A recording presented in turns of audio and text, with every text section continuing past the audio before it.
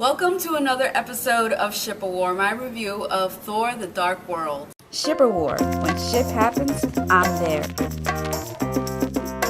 Thor: The Dark World stars Chris Hemsworth, Natalie Portman, Tom Hiddleston, Anthony Hopkins, and many more talented actors and actresses.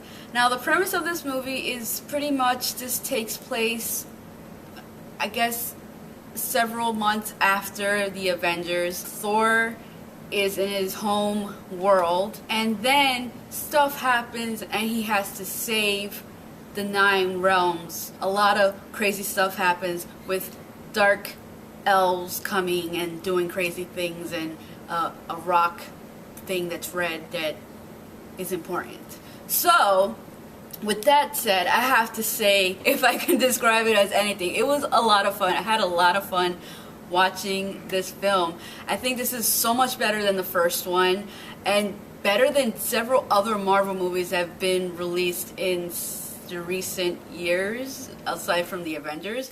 Because overall, this movie had everything. It's like every other Marvel movie, but it did it so well. The humor, the drama, the action was just put together so nicely in a very nice package, and I had a lot of fun with this movie. Again, a lot of fun. I thought everybody did a wonderful job in it. I think everybody was used pretty well. I feel like this is a great start off to the next Avenger movie, because yes, at the end of the movie there is an end credit scene, and I was like, okay, this is pretty interesting, whatever that's going on. This keeps me interested in wanting to know what's going to happen in the next movie, so that's always good.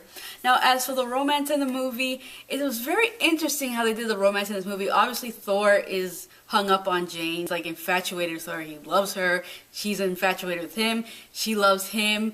And honestly, in the first movie, I didn't really care for their relationship. And in this movie, I somewhat feel the same, but I think they did a better job with it. There was a lot of very funny scenes between them that I really liked. But for some reason, whenever Thor is on Earth, it just seems so out of place. I mean, for example, in this movie, they had the dark elves in it.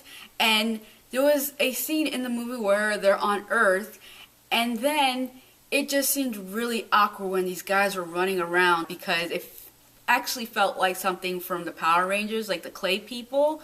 They kind of looked like that, and it looked really silly. Like, that fantasy element on Earth just did not really work in this movie. And that's how I feel whenever Thor goes to Earth and he's with Jane. It feels awkward. And they kind of had like a love triangle between Thor and Sif, and then they had his father, Odin, actually kind of like pushing him to the idea of going with Sif, and I was like, what's going on here? People who know Thor explain it to me, because I was actually interested in this idea, because I remember thinking in the first movie, like, why is he interested in Jane when he has Sif, who is from his world? She's attractive as well, and they seem to be really good friends, but he still wants Jane, the girl from Earth, who's not all that special aside from the fact that she's very smart in science.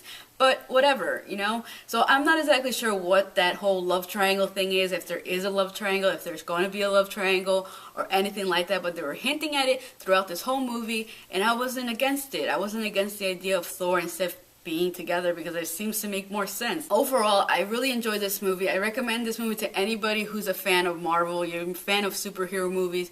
Go see this film. This film was great. I did not see it in 3D. I saw it in regular 2D, and it didn't take away from the movie. I had a blast watching it. It was a lot of fun. I can't express how much fun I had watching this movie.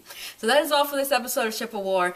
Thank you for watching, and if you haven't already, please subscribe. 12 Years a Slave is directed by Steve McQueen. It was produced by Brad Pitt. It stars Julia Eldrill Ford, Michael Fassbender, and Benjamin Cumberbatch. Now, the premise of this movie is about this man named Solomon Northup.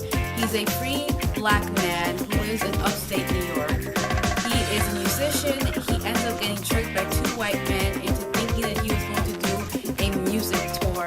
And what they end up doing is they end up drugging him and then selling him into slavery.